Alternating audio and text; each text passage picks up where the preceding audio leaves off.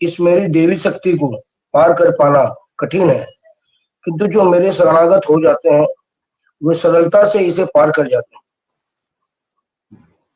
तो इस तरह से जब पिछले श्लोक में भगवान बताते हैं कि 3 गुणों के प्रभाव के कारण लोग मुझे जान नहीं पाते हैं, जो कि तीनों गुणों के परे है।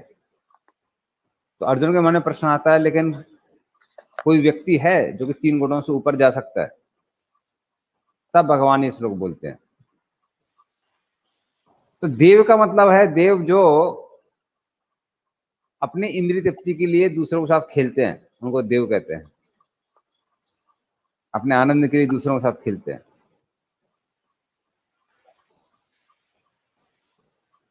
और इसी तरह से देव का मतलब क्या है?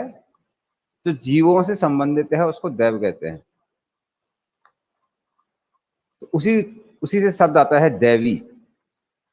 दैवी मतलब है वो शक्ति जो जीवों को भ्रम में डाल देती है। हाँ, तो जो जीव इंद्रिय तृप्ति करना चाहते हैं उनको भ्रम में डाल देती है, ये दैवी शक्ति भगवान की। भगवान बोलते हैं देवी ऐसा गुणमयी। तो गुण के 2 मतलब होते हैं। गुण का एक अर्थ है 3 गुण, सत्वगुण, रजोगुण, तमोगुण। और दूसरा अर्थ है रस्सी। रस्सी को भी गुण कहते हैं। तो सत्वगुण, रजोगुण, तमोगुण से जो रस्सी बनी है ये इतनी शक्तिशाली है कि भगवान बोलते हैं इससे पार होना लगभग किसी भी व्यक्ति के लिए कैसा है? असंभव है, बहुत मुश्किल है। तो इसको काटना आसान नहीं है। यहां पे रस्सी का उदाहरण क्यों दिया गया है कि श्रीमद् भागवतम में एक उदाहरण आता है, जैसे एक बैल होता है। बैल, तो बैल के नाक से जब रस्सी डाल दी जाती है तो किसान आराम से, इतना शक्तिशाली बैल है, उसको अपने काबू में ले लेता है और फिर वो रस्सी के माध्यम से उसको दाईं ओर बाईं ओर लेके जाता है।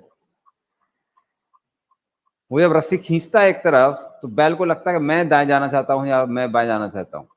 उसको पता नहीं है किसान उसको दाएं या बाएं लेके जा रहा है, तो ये पता नहीं चलता है। उसी तरीके से ये जो 3 गुण हैं ये जीव को कैसे नचाते हैं, जीव को पता भी नहीं चलता है। जीव को लगता है कौन चाहता है, मैं चाहता हूं। इसीलिए रस्सी से तुलना की गई है। और इस रस्सी को काटना आसान नहीं है, लगभग असंभव है। लेकिन भगवान क्या बोलते हैं? आचार्य लोग बताते हैं, अपना सीना ठोक के बोलते हैं। क्या बोलते हैं? किसी का अगर मेरी वाणी पे विश्वास है, जो मेरी शरणागति में आ जाता है, तो जो इस श्याम सुंदर रूप से आकर्षित होकर मेरी शरणागति में आता है, वो आराम से इस माया को पार कर सकता है। क्यों? क्योंकि ये किसकी माया है? ये मेरी माया है। तो फिर उसको पार करना आसान है, अन्यथा कैसा है? बहुत डिफिकल्ट, मुश्किल है। मुश्किल मतलब लगभग असंभव है। इसके लिए एक और उदाहरण आता है मकड़ी का। तो मकड़ी जब जाला बुनती है तो बाकी कीट पतंगे उसमें फंस जाते हैं, लेकिन मकड़ी आराम से, मकड़ी कभी फंसती नहीं है। आपने कभी नहीं देखा होगा कि मकड़ी अपने ही जाले में फंस गई, बाकी कीड़े फंस जाते हैं। उसी तरह से भगवान इस माया जाल को जब बनाते हैं तो बाकी जीव फंस जाते हैं, भगवान आराम से चलते रहते हैं। लेकिन जब कोई भी कीड़ा उसमें फंस जाता है वो खुद से नहीं निकल सकता है। वो जितना प्रयास करता है उतना ज्यादा बन जाता है। लेकिन बाहर से कोई व्यक्ति चाहे तो उसको निकाल सकता है। उसी तरह से जब तक भगवान हम इसको, इस माया से हमको नहीं निकालते हैं, हम नहीं निकल सकते हैं, बहुत मुश्किल है। तो वही भगवान यहाँ पर समझा रहे हैं। अच्छा, इसका तात्पर्य पढ़ लीजिए। तात्पर्य भी हम एक एक करके पैराग्राफ पढ़िए, हम एक ही पैराग्राफ समझाएंगे। इसका तात्पर्य भी बहुत शक्तिशाली है।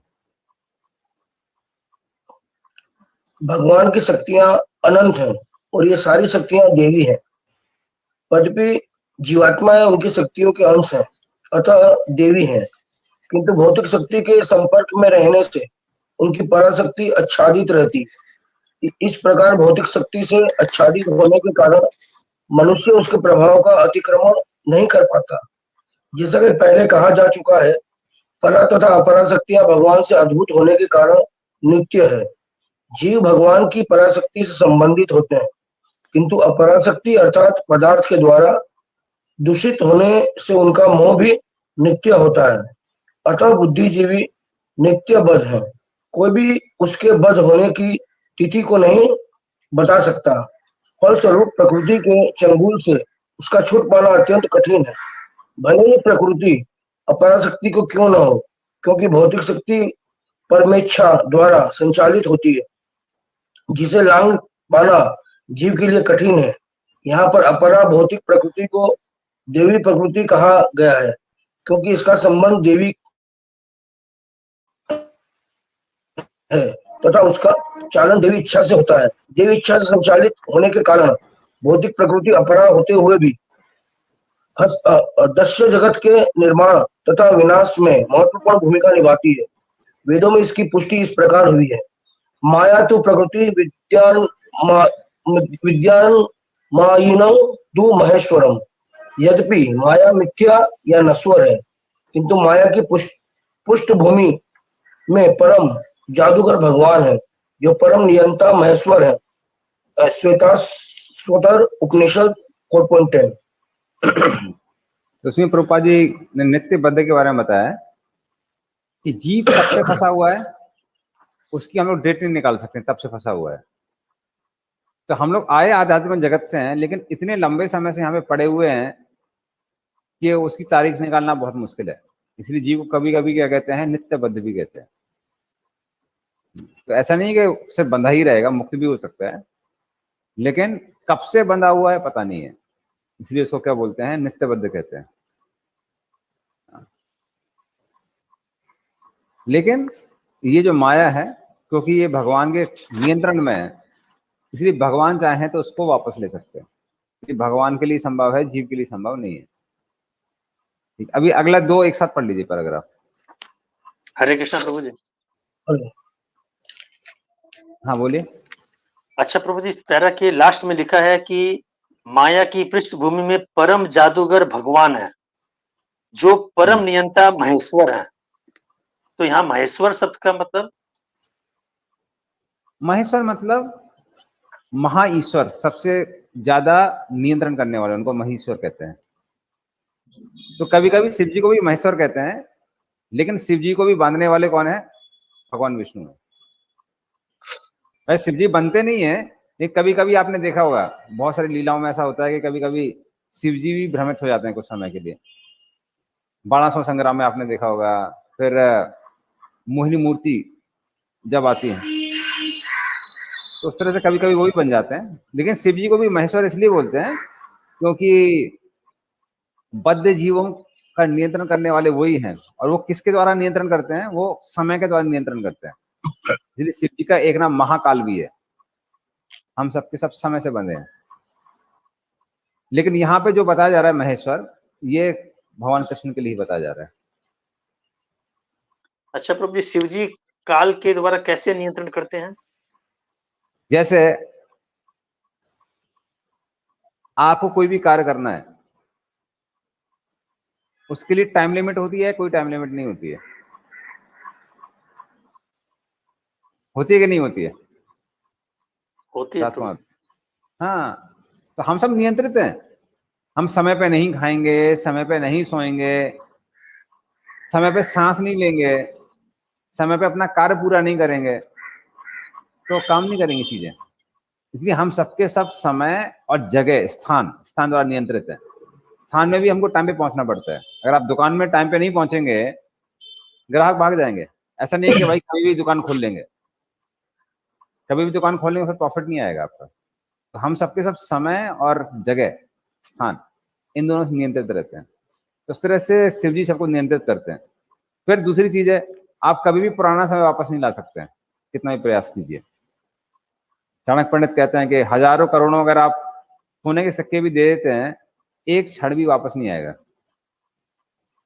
जैसे जवानी है, अभी जवानी वापस नहीं आ सकती। आप झंडुआ किसी भी जीवन खाएं या कुछ भी खाएं, लेकिन जवानी वापस नहीं आने वाली है। ठीक है, दुकान में रखना पड़ता है दिखाने के लिए ग्राहक लोगों को, लेकिन झंडू का केसरी जीवन खाने से भी जवानी वापस नहीं आती है।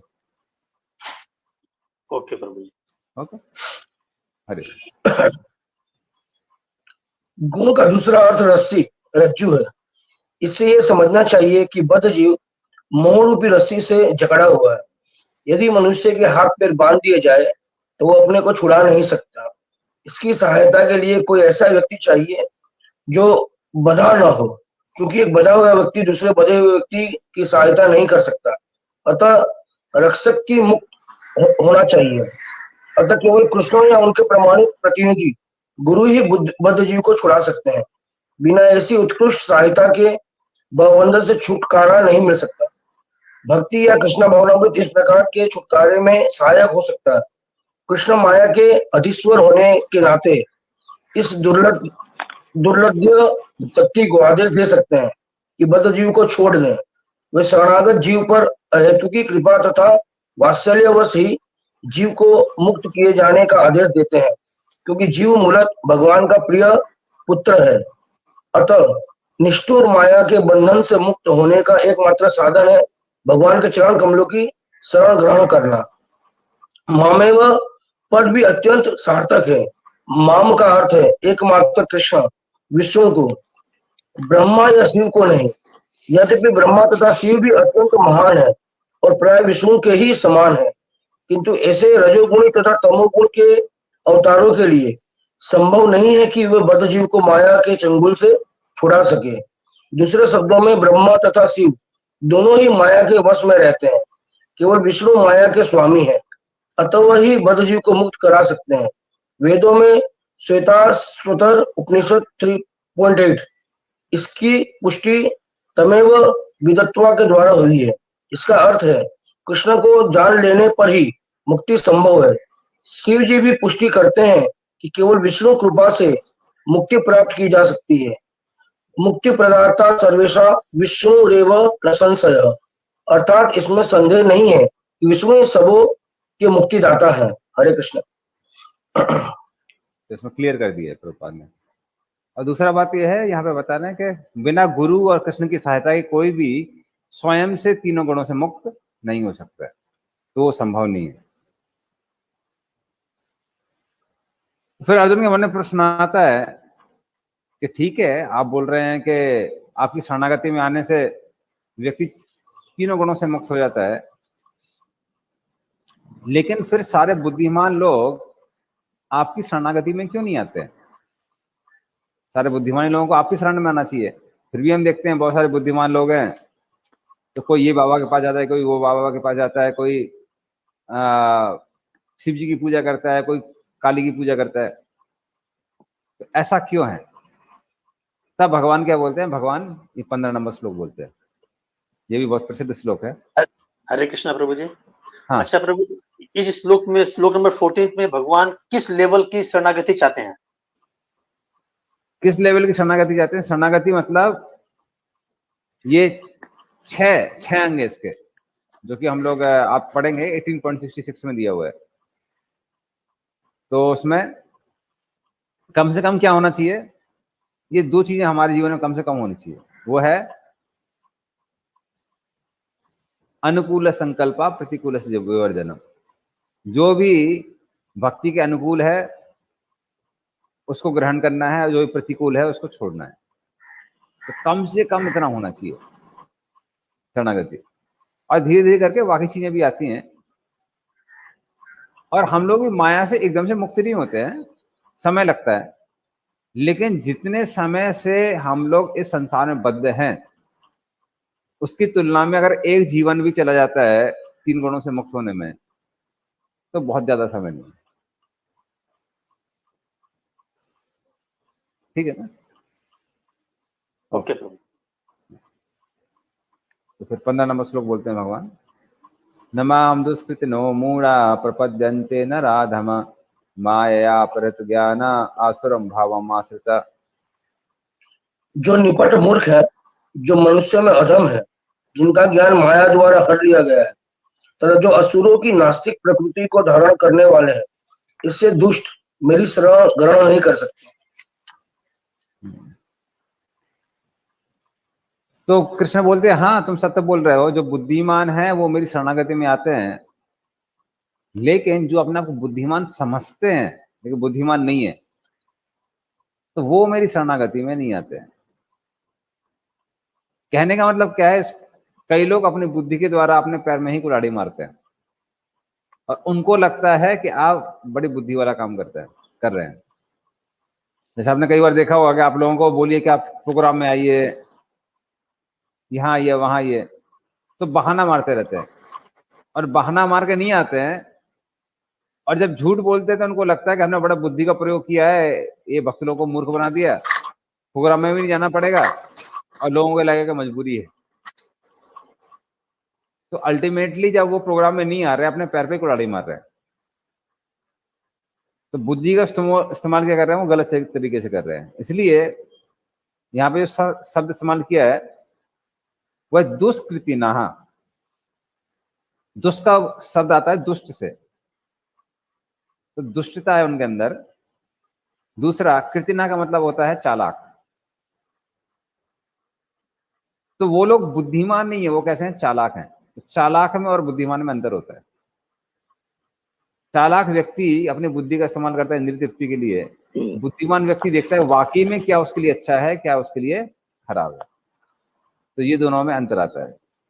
इसलिए भगवान शब्द इस्तेमाल करते हैं दुष्कृतिनः, मतलब जिसकी बुद्धि कैसी है, आसुरिक है, और वो व्यक्ति चालाक है, बुद्धिमान नहीं है, दुष्कृतिनः। तो इस तरह 4 लोग हैं।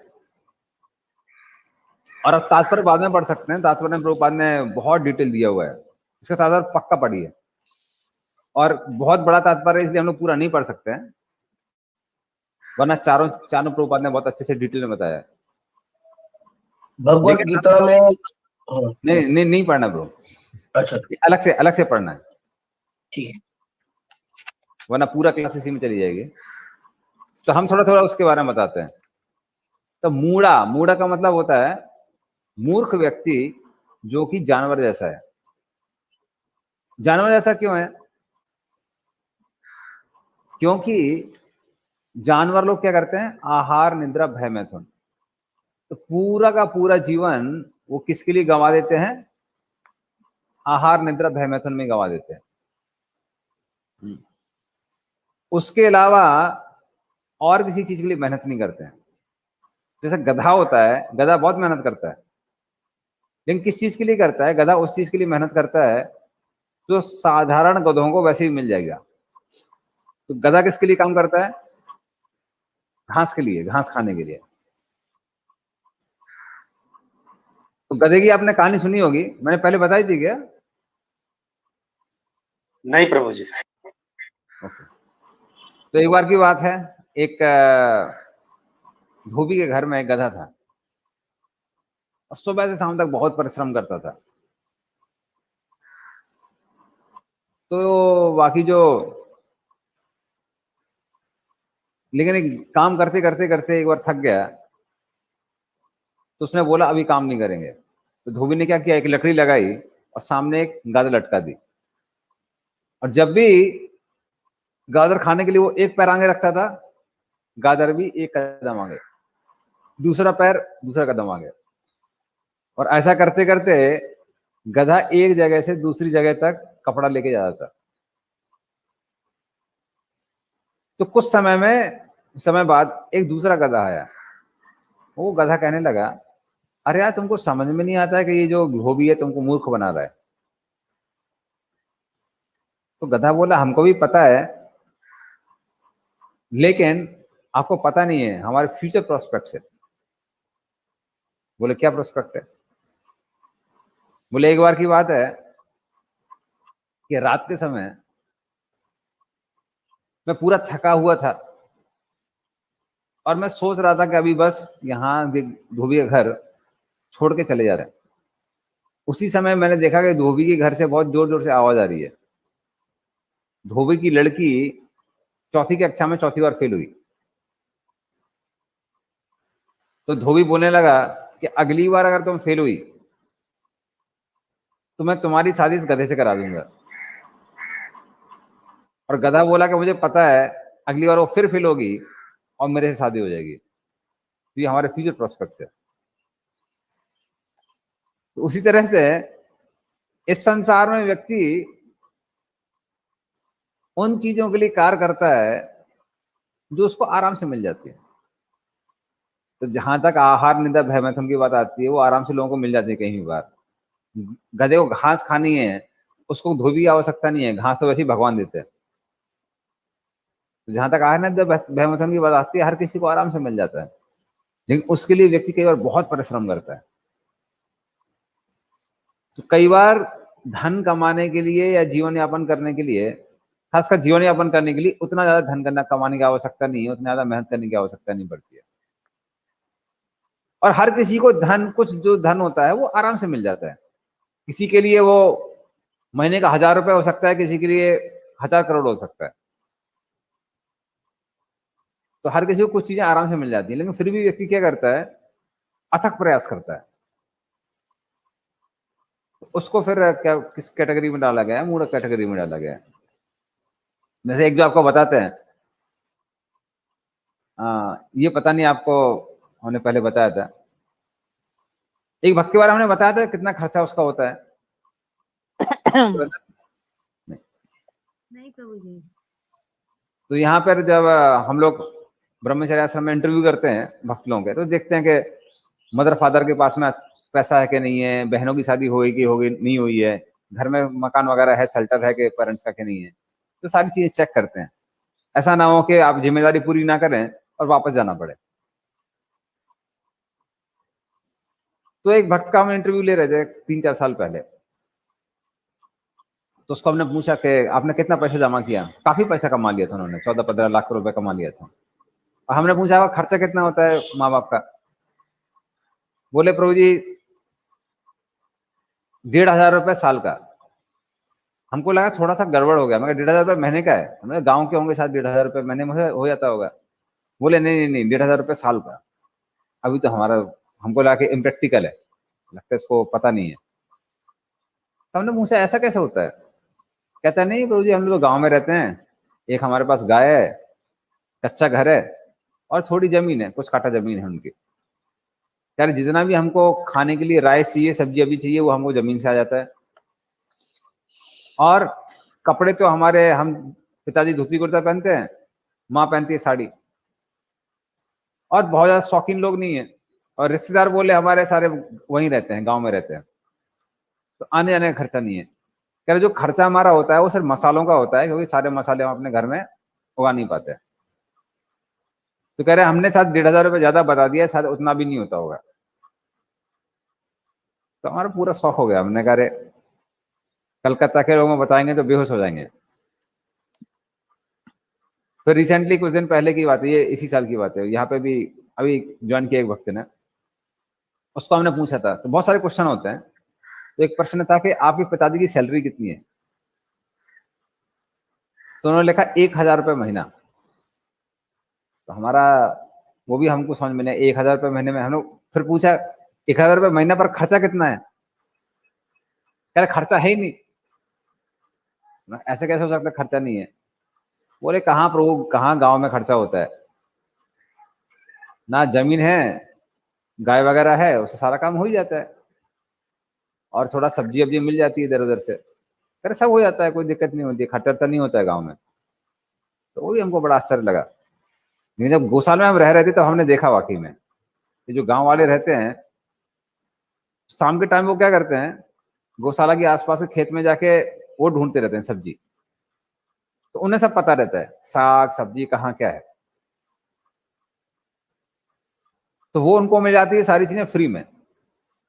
और जिसको पता नहीं है, उसका ज्ञान नहीं है कि साग सब्जी कौन सी है, कौन सा पौधा किस चीज का है, कौन सा साग है, वो सारी चीजें कहाँ जाती हैं, वो सारी चीजें जाती हैं हाट में।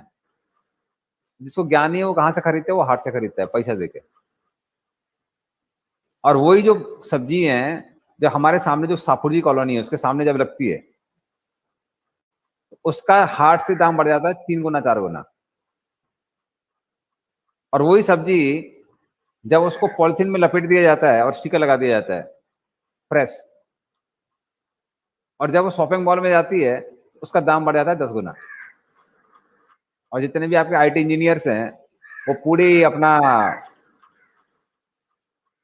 ऐश्वर्य भाव के साथ में वहां पे जाते हैं कॉलर ऊपर करके, और वो सड़ी हुई जो लौकी है 3 दिन 4 दिन पुरानी, जिसको कोल्ड स्टोरेज में रखा हुआ है, पॉलिथीन उतार के उसको खाते हैं। तो इस तरह से साधारण चीजों के लिए भी ये लोग क्या करते हैं, बहुत संघर्ष करते हैं संसार में। आहार निद्रा। तो जहां तक इन सब चीजों की बात आती है, इन सब चीजों के लिए बहुत ज्यादा परिश्रम करने की आवश्यकता नहीं है। शास्त्रों में इसलिए बताया गया है कि विद्या किसके लिए प्राप्त करनी चाहिए, आध्यात्मिक प्रगति के लिए विद्या प्राप्त करनी चाहिए, वो मुख्य कारण है। तो ये मुख्य लक्ष्य है विद्या प्राप्त करने का। तो हम आपके साथ में 2 श्लोक शेयर करते हैं। ये श्लोक इसको बहुत अच्छे से बताते हैं।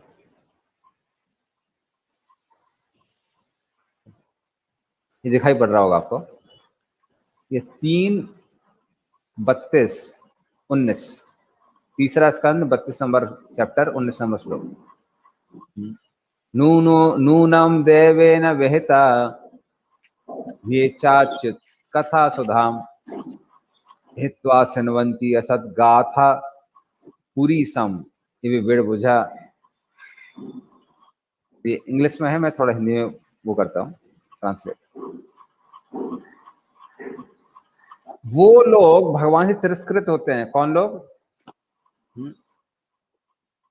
जो लोग कृष्ण कथा का जो सुधा है उसके विरुद्ध है। उनकी तुलना किससे की गई है? विड़भुज। विड़भुज का मतलब है जो मल खाने वाले जानवर हैं, जैसे सुअर, उनसे तुलना की गई है। क्यों की गई है? क्योंकि वो कृष्ण कथा को सुनने की अपेक्षा क्या करते हैं, बाकी जो फालतू चीजें हैं उनको सुनना बड़ा पसंद करते हैं।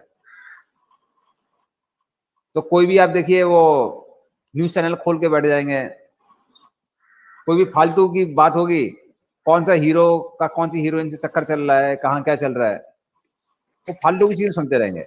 लेकिन जब कृष्ण कथा की बात आती है तो नहीं सुनते। तो उस तरह से इन लोगों को मूड कहा जाता है। एक और श्लोक है इसके बारे में, ये आपको दिखाते हैं।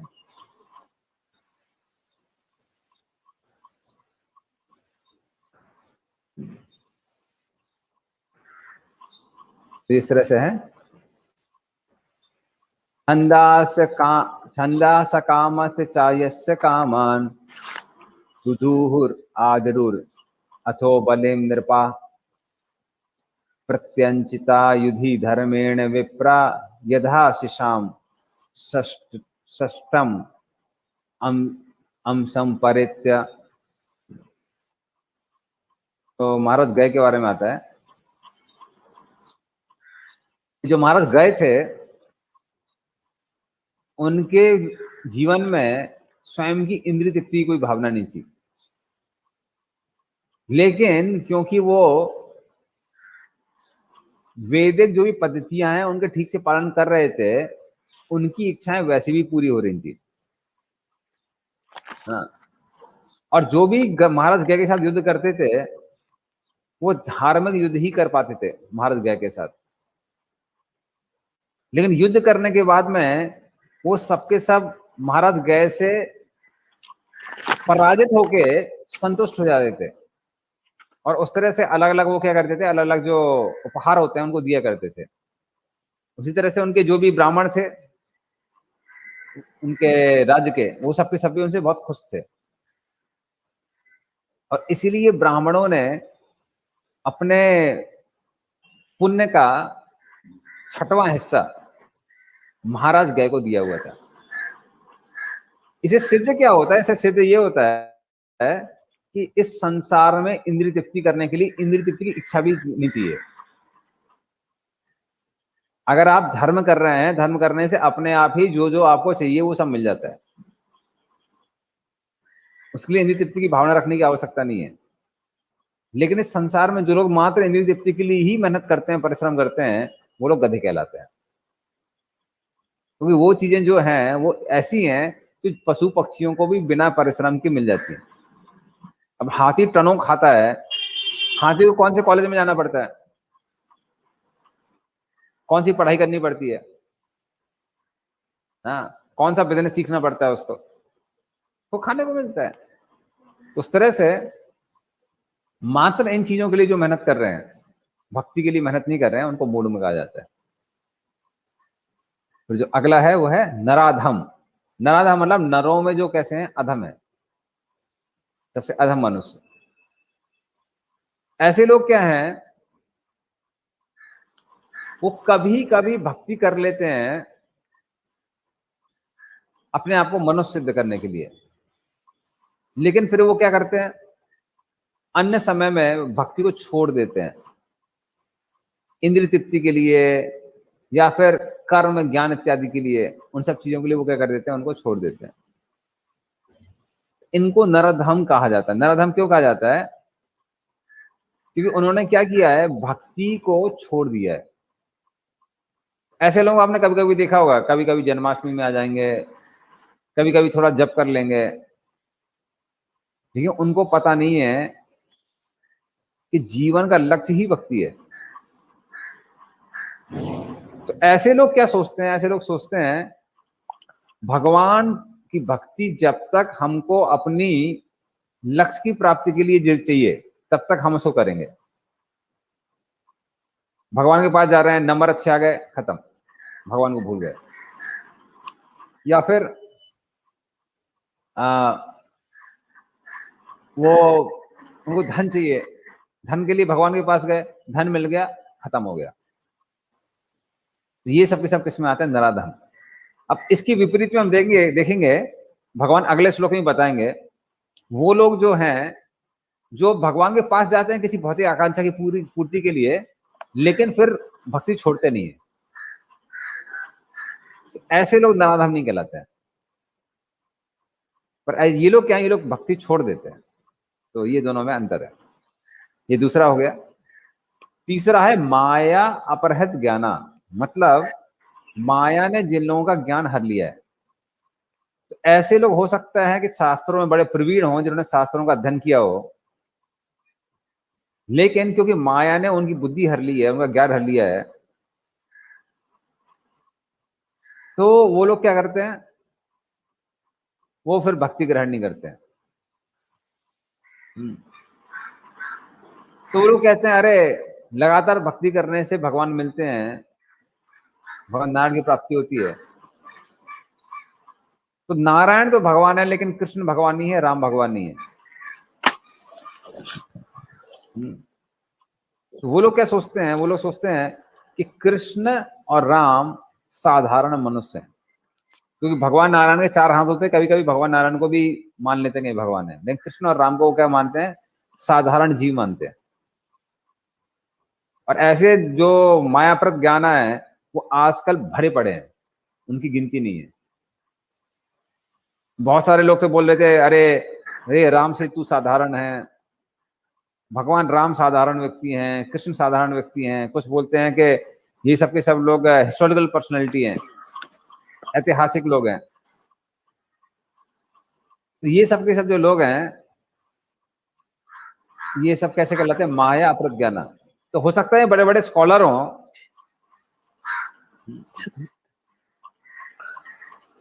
तो ये लोग बड़े बड़े स्कॉलर भी हो सकते हैं, लेकिन इनकी भक्ति में श्रद्धा नहीं होती है। बल्कि ऐसे लोग कई बार क्या करते हैं, वो अपने तर्क बता के ये सिद्ध करना चाहते हैं कि भगवान नहीं है। तो आजकल बहुत सारे राइटर्स आ गए हैं जिनकी गिनती नहीं है, और वो सबके सब क्या करते हैं, वो पुराणों को ही बदल रहे हैं। बहुत सारे राइटर्स ऐसे हैं, नई नई कहानियां लिख रहे हैं, कहते हैं पुराने काल्पनिक हैं, तो हम भी कुछ काल्पनिक चीजें लिख देंगे। तो उन्होंने अपनी रामायण लिख रखी है। और हमारे बहुत सारे भक्त लोग हैं, कई बार कुछ भक्त भी हैं, सबकी बात नहीं कर रहे हैं, और बाहर के लोगों को तो भूल ही जाइए, तो बाहर के बहुत सारे लोग हैं, वो क्या करते हैं, वो इन किताबों को पढ़ते भी हैं। इसलिए बड़ा सावधान रहना चाहिए। प्रभुपाद की पुस्तक पढ़िए और सुरक्षित रहिए, वरना क्या करते हैं ये लोग, सिद्ध करने का प्रयास करते हैं कि जो कृष्ण है वो कैसे हैं, साधारण है। इसका मतलब क्या है, वो दिखाते ऐसे हैं जैसे वो कृष्ण भावना भावित हैं, लेकिन वो कृष्ण भावना भावित नहीं है। बहुत सारे ऐसे लोग हैं जो कई बार साधु की ड्रेस में भी होते हैं। हमारे पास बहुत सारे वीडियो आते रहते हैं, तभी तो व्हाट्सएप में बहुत सारे प्रसिद्ध हैं। एक लेडी ने अपना पूरा वीडियो बनाया हुआ था कि भगवान है नहीं है क्या फर्क पड़ता है।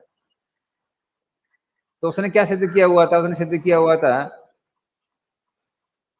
कि, सिद्ध नहीं किया था, बोल रही थी कि भगवान की आवश्यकता क्यों है, ताकि हम लोग इस संसार में अच्छे बने रहें। उसी लिए मात्र भगवान की आवश्यकता है। अगर हम लोग वैसे भी अच्छे हैं तो भगवान की आवश्यकता नहीं है। अरे संसार में हमको अच्छे बने रहना है ताकि हम भगवान की पूजा कर सकें, ना कि उल्टा। क्योंकि संसार में धर्म करने से भगवान की भक्ति करना आसान हो जाता है, इसलिए हम धर्म कर रहे हैं। और क्योंकि धर्म भगवान की वाणी है, इसलिए हम धर्म का पालन करते हैं, ना कि धर्म का पालन करना ऊपर है। तो ऐसे लोग नहीं समझते हैं। तो ये सब के सब कैसे कहलाते हैं, माया अपहृत ज्ञान। सब लोग हरे कृष्णा, सब लोग जिनका नेटवर्क प्रॉब्लम नहीं है, सब लोग वीडियो ऑन कर दीजिए, वरना हम भी अपना वीडियो ऑफ कर लेंगे।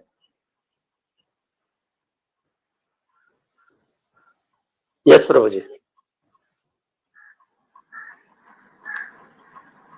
क्योंकि हम ब्रह्म को वो नहीं देना चाहते हैं क्लास, भक्तों को क्लास देना चाहते हैं। सबका वीडियो ऑफ है।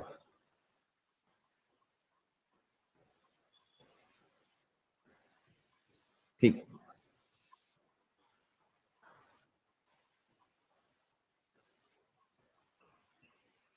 और जो चौथा है वो क्या है, आश्रम भावम आश्रित। जो आश्रित भाव को क्या किए हुए हैं, धारण किए हुए हैं। ऐसे लोग कैसे हैं, ऐसे लोग जरासंध जैसे हैं। तो वो मेरे रूप को देख के क्या करते हैं, भगवान बोलते हैं वो मेरे पे तीर चलाते हैं, ऐसे लोग। और वो लोग सिद्ध करने का प्रयास करते हैं कि ऐसे भगवान नहीं है। तो ये दोनों में अंतर है, ये आश्रम भाव आश्रित। तो ऐसे लोग हैं जो अपने बुद्धि का इस्तेमाल करते हैं सिद्ध करने के लिए, भगवान नहीं, नास्तिक लोग होते हैं। तो ये लोग तो ये जो 4 तरह के लोग हैं, भगवान बोल रहे हैं, ये सबके सब मेरे मुझे समर्पित नहीं है, या फिर ये सबके सब मेरे आश्रय में नहीं रहते। तो सिर्फ 4 तरह के लोग भगवान ने बताया। पहला मूढ़, दूसरा जो नरों में सबसे ज्यादा अधम है, फिर जो लोग बुद्धिमान तो हैं पर उनकी बुद्धि को माया ने हर लिया है, तो मुनि तरह के लोग हैं। और जो चौथे लोग हैं वो कैसे हैं, वो एकदम नास्तिक है, जो भगवान को मारना चाहते हैं, सामने या फिर अपनी वाणी के द्वारा। तो ये 4 तरह के लोग हैं। ठीक है, इसके ऊपर कोई प्रश्न है तो पूछ सकते हैं। हरे कृष्णा प्रभु जी। प्रभु जी, ये हाँ, बोलिए। तीसरे जो माया अपहृत ज्ञानी जो है, उसमें उनको भ्रमित मनोधर्मी भी ऐसा कहा गया, इसको थोड़ा सा समझा दीजिए। भ्रमित मनोधर्मी का मतलब क्या है? भ्रमित मनोधर्मी का मतलब क्या है, वो बुद्धि का उन्होंने प्रयोग किया है, लेकिन क्योंकि उन्होंने किसी भक्त का आश्रय नहीं लिया है, इसलिए होता क्या है, उनकी अपनी थ्योरी होती है या उनकी अपनी अंडरस्टैंडिंग होती है भगवान के बारे में। तो उनका अपना तो एक थीसिस रहता है। हाँ, अपना थीसिस रहता है। जैसे एक उदाहरण देते हैं आपको।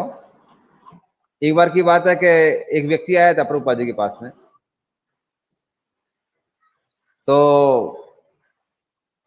फॉरेन में बहुत बड़ा स्कॉलर था, बहुत बड़े यूनिवर्सिटी का। तो वो प्रभुपाद के पास में आया। तो जो भक्त उनको लेके आए थे उन्होंने सोचा कि प्रभुपाद बहुत अप्रिशिएट करेंगे इनको, तो फिर प्रभुपाद ने पूछा कि आप क्या करते हैं, तो बताता कि हम पढ़ाते हैं वहां पर। और फिर वो प्रश्न पूछने लगा प्रभुपाद से कि स्वामी जी लेकिन आप बताइए कि ये जो आचार्य लोग हैं, आचार्य लोगों में इतने ज्यादा द्वंद्व क्यों है, कोई ये बोलता है कोई वो बोलता है, ऐसा लगता है कि एक आदमी सही है दूसरा आदमी गलत है। तो प्रभुपाद बोलने लगे कि आचार्यों के बीच में कोई भी मतभेद नहीं है।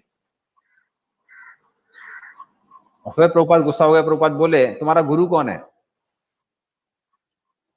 तो बोले हमारा कोई गुरु नहीं है। तो प्रभुपाद बोले तुम्हारा कोई गुरु नहीं है तो तुमने शिक्षा कैसे प्राप्त की,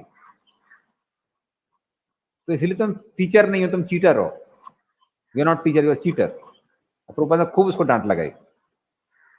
और ये पूरा भक्त हिल गए, उन्होंने बोला अरे भाई इतना बड़ा आदमी है और स्कॉलरली सर्कल में इतना बड़ा उसका नाम है, लेकिन अंत में वो व्यक्ति बोला जाते समय कि आपके जो गुरुदेव हैं वो बहुत कृष्ण भावना भावित है, उसने अप्रिशिएट किया। तो इस तरह से ऐसे लोग होते हैं, कई बार उनकी फिलॉसफी होती है लेकिन उसका भगवान से ज्यादा लेना देना नहीं है। और बहुत सारी फिलॉसफी है, जैसे हमने बताया ना, कई लोग बोलते हैं कि भगवान की आवश्यकता नहीं है, धर्म की आवश्यकता इसलिए है ताकि सब लोग अच्छा ही करते रहें, अच्छा काम करते रहें। ऐसा नहीं है। तो ये सबके अपने अपनी बहुत सारी फिलॉसफीज है, बल्कि हमको अच्छा काम इसलिए करना है ताकि भगवान प्रसन्न हो। ठीक है ना प्रभु? यस प्रभु। हरे कृष्णा प्रभु। हाँ बोलिए माता जी। प्रभु जैसे कि आप बोले कि आचार्यों में वो बोल रहे थे कि मतभेद है, तो अलग अलग परंपरा में होने से तो मतभेद होता ही है प्रभु। से एक परंपरा में होने से आचार्यों में मतभेद नहीं होता, क्योंकि नहीं, वो ऊपर से आ रहा है। एक परंपरा में भी मतभेद हो सकता है, लेकिन वो मतभेद नहीं है, वो अलग अलग एंगल है देखने का। अलग अलग एंगल कैसा है, एक ही बालक जो है उसको हर कोई अलग अलग तरीके से देखता है ना। माँ देखती है मेरा बेटा है, दूसरा जो लड़का है वो देखेगा मेरा मित्र है ना। फिर उसके बाद में कोई जो घर में दादाजी होते हैं वो बोलते हैं मेरा नाती पोता है। उसी तरह से एक ही चीज को अलग अलग जो आचार्य हैं वो अलग अलग तरीके से बताते हैं, क्योंकि कृष्ण भी कैसे हैं, कृष्ण अनंत है, इसलिए भागवत के एक एक श्लोक के बहुत सारे अर्थ हो सकते हैं। और आचार्य लोग अपने अपने रस के अनुसार अलग अलग उसको अर्थ बताते हैं। उसको मतभेद नहीं कहते हैं, उसको बोलते हैं डिफरेंट एंगल ऑफ विजन, मतलब अलग अलग दृष्टिकोण। और सारे दृष्टिकोण सही है, आचार्य लोगों के दृष्टिकोण गलत नहीं है। ठीक है ना? ओके प्रभु, ओके। हरे कृष्णा प्रभु जी। हाँ बोलिए राजकुमार जी। अच्छा प्रभु जी, ये चार तरह के ये लोग हैं, तो ये चारों क्या एक ही कैटेगरी में आते हैं ये, कि इनमें भी कोई 1 नंबर 2 नंबर 3 नंबर 4 नंबर है, ये चारों सब इक्वल कैटेगरी के हैं ये? अब भगवान के समर्पण में नहीं है तो एक हिसाब से एक ही कैटेगरी मान सकते हैं उस दृष्टिकोण से, क्योंकि भाई जो भी हो चारों चारों भगवान के पास तो नहीं आ रहे हैं। तो फिर कारण जो भी हो, भौतिक दृष्टि से आप कैटेगरी लगा सकते हैं, लेकिन आध्यात्मिक दृष्टि से क्योंकि भगवान के पास नहीं आ रहे हैं तो सब बराबर है, भाग के 3 पात। ओके। हरे कृष्ण प्रभु जी। हाँ बोलिए प्रभु। प्रभु जी, वो पट में एकदम लास्ट में लिखा हुआ है कि ये चार प्रकार के दुष्कृति कभी भी भगवान के चरण कमलों के शरण में नहीं जाते, तो फिर इनका उद्धार कैसे होता है फिर? अगर वो किसी भक्तों के संपर्क में आते हैं तो उनका उद्धार हो सकता है, और भक्तों के संपर्क में नहीं आएंगे तो उद्धार नहीं होगा। तो मुख्य चीज है वो जैसे भक्तों के बकरी के संपर्क में आ जाल रहे से हैं। कोई बाहर से इनको निकालेगा नहीं तब तक, ठीक है। हाँ मतलब देखो, भक्ति की कृपा जो है, भक्ति की कृपा बहुत शक्तिशाली है। अगर आप उनको प्रचार कर रहे हैं और वो आकर्षित हो जाते हैं उन चीज की ओर, तो फिर वो भक्ति कर सकते हैं। जैसे सिंपल चीज आपको बताते हैं, हम लोग के बीच में भी है। अभी भक्ति मानने से पहले हमारे भक्त भी कोई ना कोई इसी कैटेगरी में आ रहे होंगे ना। हाँ प्रभु, हम लोग वही सोच रहे थे अभी कि सब Yes, सब प्रभु। कैटेगरी में आते थे हम लोग। हाँ तो वो तो भक्तों की कृपा है कि भाई हम लोग भक्ति में आए हैं, तो किसी और चीज में आ रहे हैं। वरना सब लोग बहुत मेहनत करते थे। हमें भी याद है कि हम IIT के लिए जब पढ़ाई करते थे तो रात को 10 बजे से लेकर सुबह 5 बजे तक पढ़ाई किया करते थे। तो गधों की तरह काम करते थे, उसका स्कूल भी जाना था, कोचिंग भी जाना होता था। तो हम भी मूढ़ा की कैटेगरी में थे उस समय, लेकिन भक्तों की कृपा है कि उससे बाहर आ गए। तो भक्तों की कृपा से सब संभव है, अन्यथा संभव नहीं है। हरे कृष्णा। हाँ बोलिए प्रभु माता जी। एक तो प्रश्न, प्रभु जैसे आपने नराधम में कहा कि ये लोग भगवान के पास भौतिक आकांक्षा से आते हैं फिर बाद में भक्ति छोड़ देते हैं, लेकिन यहाँ तो पढ़ के लास्ट जैसे प्रभु ने अभी पूछा तो वो उसमें तो यही लिखा है कि वे लोग किसी भी तरह से भगवान के पास नहीं आते हैं। देखिए उनमें और अभी हम लोग अगले श्लोक में जो बताएंगे ना, जो लोग भगवान के पास आते हैं दोनों में अंतर है। ये लोग भगवान को सिर्फ निमित्त देखते हैं अपनी इंद्रिय तृप्ति के लिए। इनको ये पता नहीं है कि श्रवण कीर्तन करने में ही आनंद है। तो ऐसे लोग क्या है, उनको पता चलता है कि बालाजी के पास में जाने से प्रॉफिट मिलता है तो बालाजी के पास जाएंगे, और कोई बोलेगा साईं बाबा के पास में जाने से प्रॉफिट मिलता है साईं बाबा के पास जाएंगे, कोई बोलेगा अम्मा भगवान अप्पा भगवान के पास में जाने से प्रॉफिट मिलता है तो वहां चले जाएंगे। उनका भगवान से कोई लेना देना नहीं है, सारा लेना देना किससे है, प्रॉफिट से लेना देना है। लेकिन उनकी अपेक्षा में जो लोग की भौतिक आकांक्षाएं हैं, भौतिक आकांक्षाओं के साथ भी भगवान के पास आते हैं, तो उनको पता है कि भगवान जीवन का लक्ष्य है, भक्ति जीवन का लक्ष्य है, लेकिन भौतिक आकांक्षाएं भी पूरी हो जाएंगी तो उसमें क्या हानि है। ऐसे लोग फिर इस कैटेगरी में नहीं आते, वो अगले श्लोक में आएंगे। हरे कृष्ण प्रभु जी। लेकिन प्रभु की वो तो बोला जाता है ना कि भगवान के पास कोई किसी भी तरह से आए लेकिन वो फिर भगवान उसको अपना लेते, उसको छोड़ते नहीं है। नहीं नहीं, देखिए भगवान से अगर आपको कोई लेना देना नहीं है तो फिर भगवान क्यों आपको अपनाएंगे। कोई लेना देना का मतलब क्या है, देखो कई बार आपने देखा होगा लोग दर्शन करके भी आते हैं ना, जिनकी बहुत भौतिक आकांक्षा होती है उनको भगवान दिखती ही नहीं है। नहीं दिखने का मतलब क्या है, वो जाते हैं, आप उनको लौट के आके भी पूछिए ना कि भगवान की छवि कैसी थी। वो इतना ज्यादा अपनी आकांक्षाओं से वो रहते हैं, बद्ध रहते हैं कि उनका लेना देना नहीं उनसे। तो ऐसा नहीं उनके पास सुकृति नहीं है, वही हमने बताया कि हम में से कुछ लोग भी पहले इस कैटेगरी में हो सकते हैं कि जब एग्जाम होगा तभी भगवान के पास जा रहे हैं, लेकिन शरणागति नहीं है भगवान के प्रति। जब तक भगवान हमारी इंद्रिय तृप्ति में सहायता कर रहे हैं तब तक हम भगवान के पास जा रहे हैं, और जब इंद्रिय तृप्ति पूरी नहीं हो रही है तो भगवान से लेना देना नहीं है। तो इन दोनों में बहुत अंतर है। अभी ओके नेक्स्ट वर्ष लेंगे तो आपको ज्यादा क्लियर होगा। हरे कृष्ण प्रभु जी। हरे हाँ कृष्ण प्रभु बोलिए जी। जो कुछ कुछ व्यक्ति जो मानव धर्म की बात करते हैं, मनुष्य सेवा की बात करते हैं, वो भी क्या इंद्रिय तृप्ति के लिए करते हैं वो लोग, सारी बात है। हाँ कई बार वो लोग भी जो बात करते हैं, खासकर उनका जब भगवान से लेना देना नहीं है, वो बोलते हैं कि समाज सेवा करना चाहिए, ये करना चाहिए, वो करना चाहिए। वो किसके लिए करते हैं, वो अपने अहंकार के लिए करते हैं, अहंकार को खिलाने के लिए। जो कई बार क्या होता है, आपने देखा होगा कलकत्ता में तो बहुत प्रसिद्ध है कि जिंदगी भर लोग पैसा कमाते हैं। अभी पैसा से क्या होता है, पैसे से एक लिमिट के बाद में इंद्रिय तृप्ति नहीं ज्यादा मिलती है। जैसे मान लीजिए कोई व्यक्ति अगर मान लीजिए सड़क पे रह रहा है, वो घर मिल जाएगा उसको तो थोड़ा सा इंद्रिय तृप्ति बढ़ जाती है। घर में अगर चटाई आ जाती है तो और ज्यादा इंद्रिय तृप्ति बढ़ जाती है। चटाई गद्दा आ जाता है, इंद्रिय तृप्ति और बढ़ जाती है। गद्दा लेकिन एक बार आ जाता है आपके पास तो और पैसा आ गया तो आप और मुलायम गद्दा खरीद सकते हैं। लेकिन उसके बाद में आप कितना भी मुलायम गद्दा खरीदो, 4 इंच का 6 इंच हो गया, 6 इंच का 10 इंच हो गया, अब 10 किलोमीटर का भी गद्दा खरीद लो, उससे इंद्रिय तृप्ति बढ़ने वाली नहीं है। नहीं, जैसे प्रभु जी जो हजारों लाखों को खिलाते हैं फ्री ऑफ कॉस्ट में, नहीं हम वही जो बता बहुत रहे दान देते हैं। हाँ, हैं, सुनिए तो हम पूरा बता रहे हैं। हाँ, तो ऐसे लोग क्या करते हैं, ऐसे लोग जब उनको पता चलता है कि हमारा जो धन है वो हमारी इंद्रिय तृप्ति के लिए काफी है, अभी और इंद्रिय तृप्ति नहीं बढ़ने वाली है, इंद्रिय तृप्ति को बढ़ाने के लिए कई बार क्या करते हैं, वो समाज सेवा करते हैं। समाज सेवा करने से क्या होगा, नाम होगा, कि ये हजारों खिला रहे हैं, ये लाखों खिला रहे हैं। खासकर हम उन लोगों की बात कर रहे हैं जिनका भगवान से लेना देना नहीं है।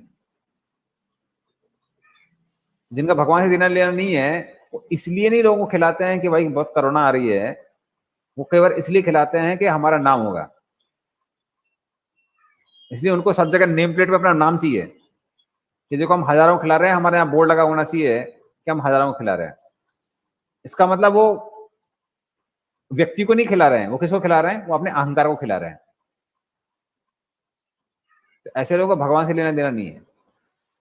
कोई इस भावना से खिलाता है कि भाई ये भगवान के अंश हैं और इनको खिलाने से भगवान प्रसन्न होंगे, तो फिर वो भक्ति कैटेगरी में आ जाता है, उससे भगवान प्रसन्न होता है। लेकिन कोई सिर्फ ठीक है। इसलिए खिला रहा है कि हमारा नाम होगा, तो फिर वो तो आस्तिक व्यक्ति नहीं है। वो अपने अहंकार को बढ़ाने के लिए, प्रसिद्ध होने के लिए ये सारे काम कर रहे हैं।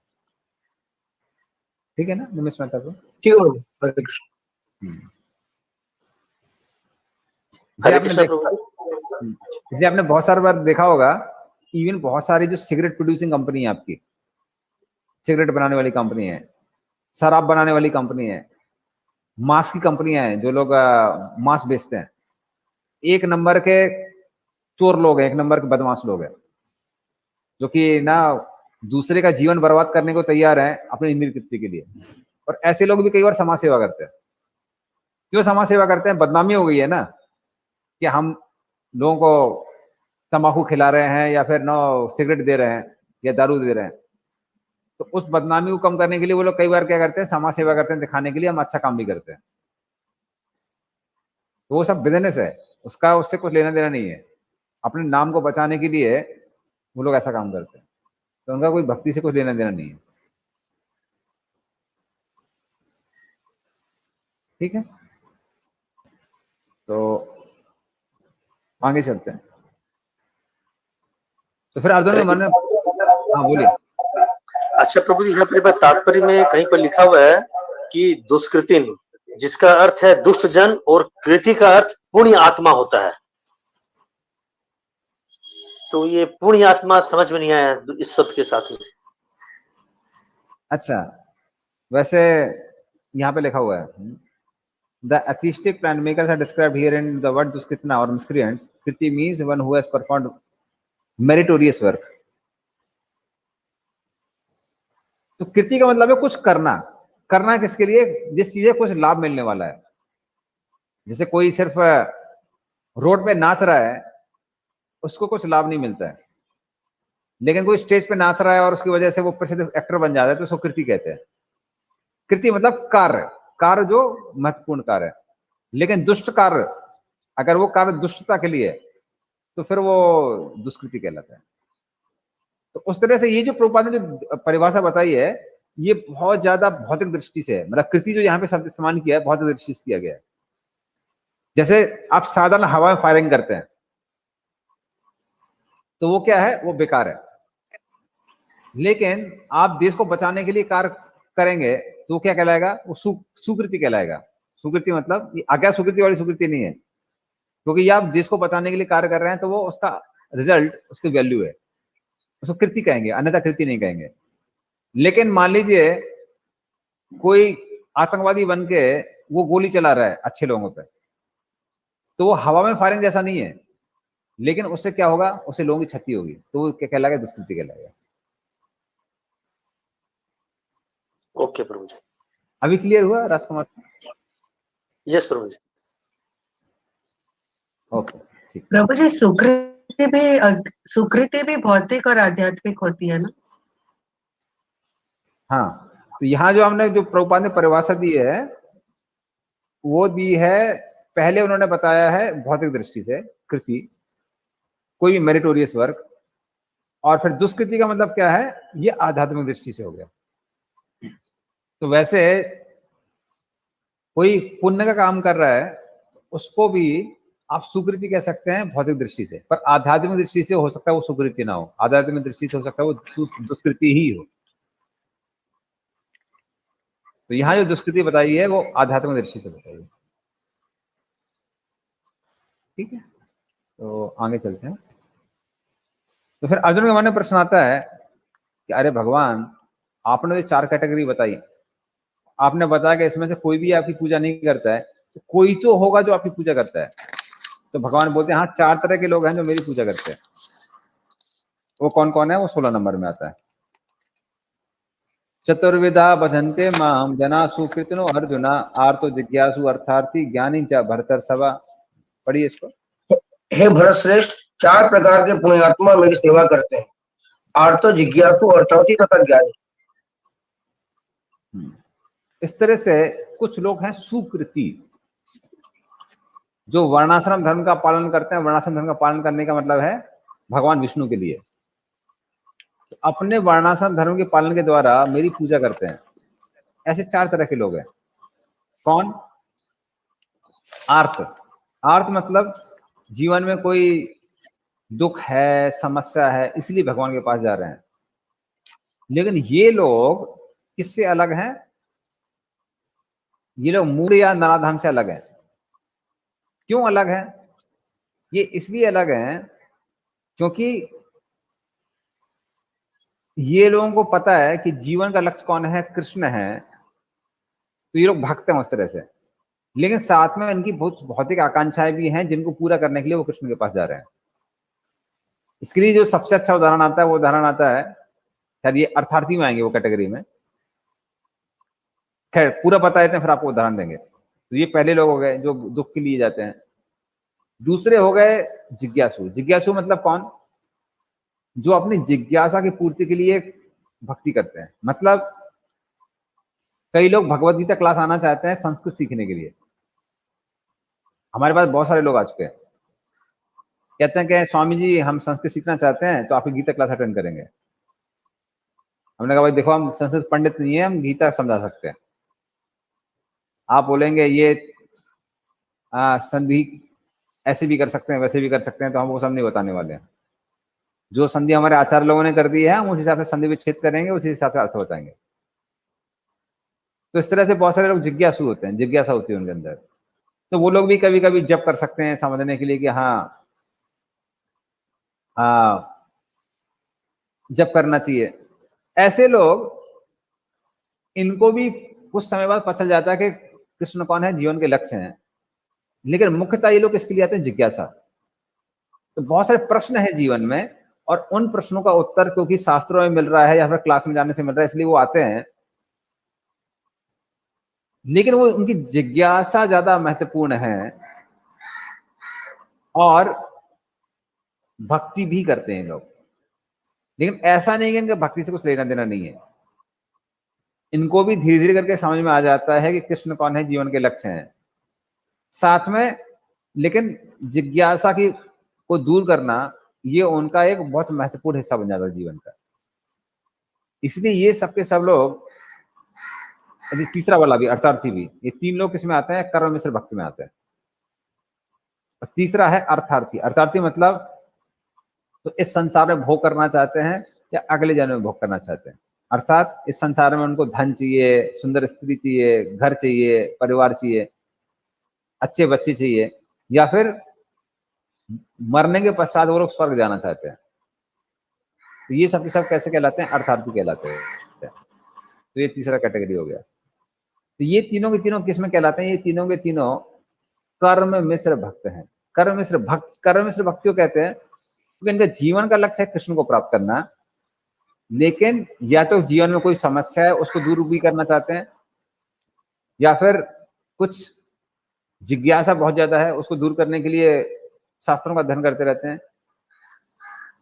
या जीवन में कुछ और भी चीजें चाहिए, सुख चाहिए, ऐश्वर्य चाहिए, उसके लिए भगवान के पास जाते हैं।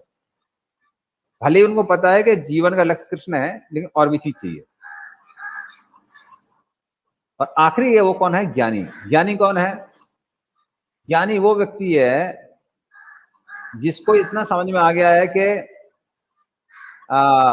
जीवन का लक्ष्य कृष्ण है, लेकिन ज्ञान शास्त्रों में उसका बड़ा मन लगता है। ज्ञान शास्त्र कौन से शास्त्र हैं? जैसे जो शास्त्र 24 तत्वों के बारे में बताते हैं, उनका वो अध्ययन ज्यादा करता है, श्रवण कीर्तन कम करता है। तो ये लोग कैसे कहलाते हैं? ये ज्ञान मिश्र भक्त कहलाते हैं। ये लोग भी अगर शुद्ध भक्तों के संपर्क में आते हैं तो ये भी शुद्ध भक्ति कर सकते हैं, अन्यथा क्या होगा? अन्यथा ये लोग मिश्रित भक्ति में फंसे रहेंगे। उसके लिए सबसे जो अच्छा उदाहरण है वो किसका है? वो उदाहरण है कर्म मिश्र भक्त के लिए, वो है प्रहलाद, उनका ध्रुव महाराज का। तो वो बोलते हैं भगवान विष्णु को, जब भगवान विष्णु दर्शन देते हैं तो कहते हैं स्थान अभिलाषी तपसी स्थितो हम त्वाम प्राप्तवान देव मुनिंद्र गुह्यम काचिन विचिन्वन अपि दिव्य रत्मन स्वामिन कृतार्थोऽस्मि वरम न याचे। तो वो कहने लगे कि भगवान हम आपके पास में कोई आपको प्राप्त करने के लिए नहीं आए थे, स्थान अभिलाषी, हमको ब्रह्मा से ऊंचा पद चाहिए था, इसलिए हम आपके पास आए थे, तपसी तो हम। लेकिन क्या हो गया? त्वाम प्राप्तवान, चाहिए जो ब्रह्मा से बड़ा राज्य पर कौन मिल गया? आप मिल गए। त्वाम प्राप्तवान देव मुनिंदर गुह्यम, आपकी प्राप्ति जो है वो बड़े बड़े देवताओं को, बड़े बड़े मुनियों को नहीं मिलती है। इसलिए काचान विचिन्वन अपि देवरत्नम, हम तो ढूंढ रहे थे कांच के टुकड़े, पर क्या मिल गया? देवरत्न मिल गया आपके रूप में। स्वामी के साथ उसमें वरम नाथ, इसलिए आपको कुछ और नहीं चाहिए, आप काफी है। लेकिन फिर भी भगवान क्या करते हैं? भगवान उनको इस संसार में 36,000 साल तक राज करने का आदेश देते हैं, और उसके बाद में ध्रुव लोक का राज देते हैं उनको, जो कि आध्यात्मिक है। ध्रुव जो लोक है वो आध्यात्मिक लोक है। तो ऐसे लोग होता क्या है, इनकी अपनी अपनी आकांक्षाएं पूरी हो जाती हैं, और आकांक्षाएं पूरी होने के बाद में उनको कृष्ण की प्राप्ति भी होती है।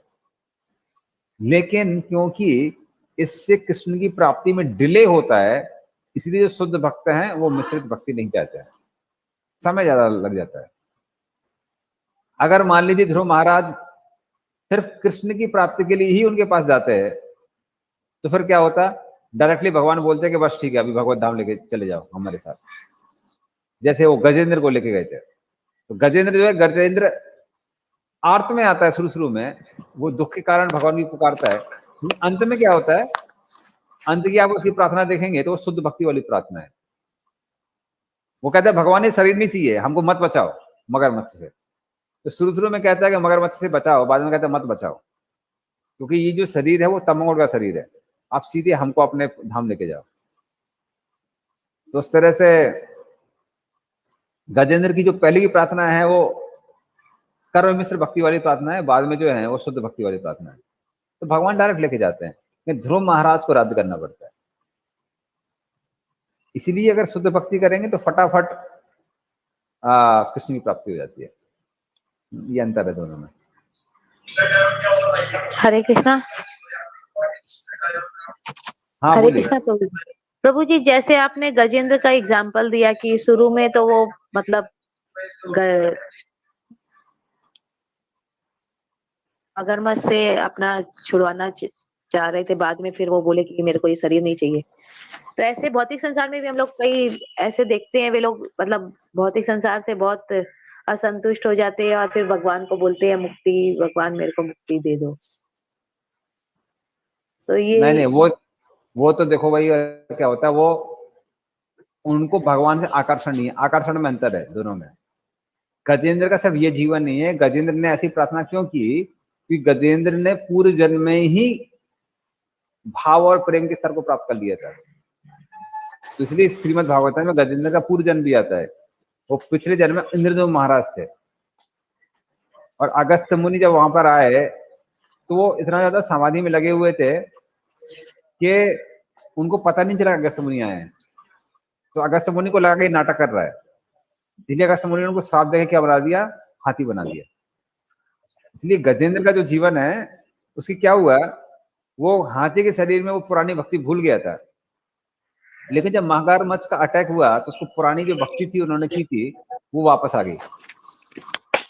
इसलिए गजेंद्र की जो प्रार्थना है वो शुद्ध भक्ति वाली प्रार्थना है। शुद्ध भक्ति एकदम से 1 मिनट में नहीं मिलती है। जिसने पूर्व जन्म में उतनी भक्ति करी हुई है तब वो भक्ति वापस आती है, बिना प्रैक्टिस के नहीं होता है। ऐसे लोग तो क्या है, वो पिंड कहते हैं भगवान हमको मुक्ति दिला दो, मुक्ति दिला दो, और फिर क्या होगा? जब समस्या खत्म तो भगवान को भूल जाते हैं। ऐसे कई बार हमने देखा हुआ है, कुछ लोग आते हैं बोलते हैं कि घर में समस्या चल रही है, पारिवारिक समस्या चल रही है, तो भक्ति करने लगते हैं। और भक्ति करने से क्या होता है, जैसी पारिवारिक समस्या खत्म तो भगवान को भूल गए। तो वो फिर वो कैटेगरी नहीं है। जो भगवान पे टिका रहे, भक्ति करता रहे, वो उसका टेस्ट है। ठीक है ना? लेकिन प्रभु यहाँ भी लिखा हुआ है कि ये लोग न्यूनाधिक भक्ति करते हैं, परमेश्वर के प्रति न्यूनाधिक भक्ति करते हैं। इसमें लिखा हुआ है प्रभु, ये सुकृति के लिए कि ये लोग शास्त्रीय विधि विधानों को, नैतिक एवं सामाजिक नियमों को तो मानते हैं और परमेश्वर के प्रति न्यूनाधिक भक्ति करते हैं। हाँ, तो इस तरह से, लेकिन वो साथ में उनका लक्ष्य, देखिए मुख्य चीज है उनका लक्ष्य क्या है। इनका लक्ष्य मिश्रित है। इनका लक्ष्य कृष्ण भी है, इंद्रिय तृप्ति भी है। बाकी लोगों का सिर्फ इंद्रिय तृप्ति है, कृष्ण नहीं है। ये दोनों में अंतर है। तो मुख्य चीज है क्या लक्ष्य में परिवर्तन हुआ है। अगर लक्ष्य में परिवर्तन नहीं हुआ है तो वो मिश्रित भक्ति नहीं है। अगर लक्ष्य में परिवर्तन हो गया है तो वो मिश्रित भक्ति है। तो ये चीजें बहुत आंतरिक हैं, इंटरनल हैं। ये व्यक्ति को खुद ही पता होता है, दूसरा आदमी बाहर से जज नहीं कर सकता। ओके प्रभु, ओके प्रभु। हरे कृष्ण प्रभु जी। तो मुख्य चीज ये इंटेंशन में है। देखिए मिश्रित भक्ति शुद्ध भक्ति में अंतर है इंटेंशन की। शुद्ध भक्त है वो सिर्फ कृष्ण को प्रसन्न करने की इच्छा करता है। मिश्रित भक्त कृष्ण को भी प्रसन्न करना चाहता है, इंद्रिय तृप्ति भी चाहता है। और जो लोग सिर्फ इंद्रिय तृप्ति चाहते हैं और भगवान से कुछ लेना देना नहीं है, वो लोग फिर भक्त भी नहीं कहलाते। तो ये तीनों में अंतर है, इंटेंशन पे अंतर आता है। ओके प्रभु। हरे कृष्ण प्रभु जी। जैसे ना इंद्रध्रुव महाराज तो ध्यान कर रहे थे शुद्ध भक्त की तरह, फिर वो जो अगस्त मुनि उनको श्राप दिया और जैसे परीक्षित महाराज भी उनके गले में सांप डाले थे, तो ये उनको लोग क्यों लग जाता है जब वो तो शुद्ध भक्त की तरह ऐसे समाधि कर रहे थे, फिर भी उनको ऐसे श्राप लगा और उनको भोगना पड़ा। हाथी की मिला की योनि, हाथी की योनि। ओके, तो ये बहुत अच्छा प्रश्न है। अच्छा प्रश्न क्यों है? क्योंकि कई बार भक्तों को भी वो रहता है कंफ्यूजन। कई बार हमको क्या लगता है, हमको लगता है कि भक्ति करने से जीवन की सारी समस्याएं समाप्त हो जाती हैं। ऐसा नहीं है। तो जो जीवन की समस्याएं हैं वो भक्तों के जीवन में रहती हैं, पर भक्त उसके ऊपर चले जाते हैं। इनको इतना समय, इनको हाथी के शरीर में क्यों रहना पड़ा? अगर वो शायद भगवान पर ध्यान करते रहते तो क्या होता है, शायद उनको समय ज्यादा लगता है। लेकिन भगवान क्या चाह रहे थे? भगवान चाह रहे थे उनको वो फटाफट भगवान के पास वापस आए, तो उनको एक हाथी का शरीर दे दिया। तो ये कई बार भगवान की कृपा होती है। खासकर चित्रकेतु महाराज के प्रसंग में आता है, हमारे आचार्य लोग टिप्पणी देते हैं कि अगर वो, उनको भी आप पढ़ेंगे प्रसंग, तो चित्रकेतु महाराज को पार्वती जी श्राप देती है और उसके कारण उनको वृत्रासुर बनना पड़ता है। उसमें आचार्य लोग बताते हैं अगर वो मान लीजिए गंधर्वों के राजा बने रहते, उनको ज्यादा समय लगता। लेकिन एक शरीर मिल गया असुर का, तो क्या हुआ, उनकी जो भक्ति की जो वो थी इंटेंसिटी, जो तीव्रता थी, वो तीव्रता बढ़ गई। और तीव्रता बढ़ने के कारण क्या होगा, वो भगवान के पास जाने के लिए जो क्वालिफिकेशन चाहिए उनको मिल गई फटाफट। तो कई बार शुद्ध भक्तों के जीवन में भगवान समस्या करते हैं, समस्याएं रखते हैं, वो उनकी भक्ति की तीव्रता को बढ़ाने के लिए। तो ये मुख्य कारण होता है। और दूसरा चीज होता है उदाहरण प्रस्तुत करने के लिए। अगर मान लीजिए उनको गजेंद्र का वो उसका हाथी का शरीर नहीं मिलता, श्रीमद् भागवतम में हमारा एक हिस्सा खत्म हो जाता है। तो इसलिए प्रभुपाद जी एक उदाहरण देते हैं, बस मैं इसके साथ अंत कर दूंगा, ऑलरेडी टाइम ज्यादा हो गया। तो उसके लिए प्रभुपाद जी उदाहरण क्या देते हैं? उदाहरण देते हैं कि कई बार क्या होता है, जब नवविवाहित स्त्री आती है घर में और सास को उसको ट्रेनिंग देनी होती है, तो जो एक्सपर्ट सास होती है वो क्या करती है, उसको ट्रेनिंग देती है बेटी के माध्यम से। तो मान लीजिए लड़की को पता नहीं है कि प्रसाद कैसे परोसना चाहिए, तो राइस देगी थोड़ा सा, सब्जी दे देगी पहाड़ जैसा। तो सास क्या करती है, सास उसको नहीं डांटती है, उसको पता है कि इसके साथ अभी वैसा रिश्ता नहीं है, तो बेटे को बोलती है, अरे तुमको बुद्धि नहीं है, कितना छोटा सा राइस दिया है, इतना सारा आपने सब्जी दे दी। तो बहू क्या सोचती है, बहू सोचती है अच्छा रहा उसको पता नहीं चला कि मैंने सर्विंग करी थी। लेकिन सीख भी मिल जाती है। सीख क्या मिल जाती है कि अगली बार से राइस ज्यादा होना चाहिए, सब्जी थोड़ी होनी चाहिए। उसी तरह से भक्तों को जब भगवान को कुछ चीजें प्रस्तुत करनी पड़ती हैं, करना चाहते हैं दूसरे लोगों के लिए, तो किसके माध्यम से करते हैं? शुद्ध भक्तों के माध्यम से करते हैं। तो ये दो कारण है, एक तो तीव्रता रखने के लिए और दूसरा उदाहरण प्रस्तुत करने के लिए। हरि बोल। लेकिन प्रभु जी आजकल की सभी भव्य बहुत होशियार है, वो सब समझती है कि सास हमको मीठी छुरी चला रही है। वो अलग चीज है। उसमें हम टिप्पणी नहीं करेंगे, वरना सास और बहू में से कोई ना कोई हमसे गुस्सा हो जाएगा। इसलिए जब सास बहू का झगड़ा होता है तो बुद्धिमान लोग होते हैं वो कुछ बोलते नहीं, वो शांत रहते हैं। एक ही साइड से बोलेंगे, दूसरी साइड गुस्सा हो जाएगी। यस प्रभु। तो अभी हम लोग अंत करेंगे। श्रीमद् भगवद गीता की जय। प्रभु जी को धन्यवाद देते हुए हम लोग हरे कृष्ण महामंत्र का जप करते हैं। हरे हरे कृष्णा हरे कृष्णा, हरे कृष्णा, कृष्णा हरे हरे,